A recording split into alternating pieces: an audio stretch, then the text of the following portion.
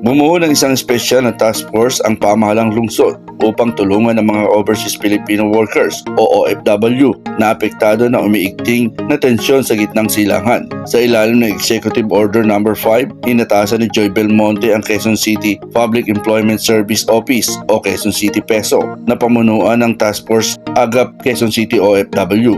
Layunin nitong tiyakin ang agarang tulong, proteksyon at ligtas na pagpapauwi ng mga OFW na residente ng lungsod.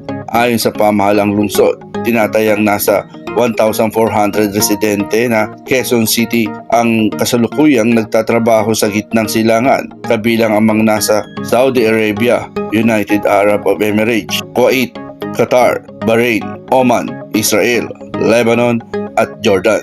Bukod sa repatriation, magbibigay rin ng task force ng psychosocial support, tulong sa kabuuan at access sa iba't ibang social program ng lungsod para sa mga OFW at kanilang pamilya. Maaari makipag-ugnayan ng mga OFW na nangangailangan ng tulong sa Quezon City Migrant Resources Center na nasa ilalim ng QC PESO.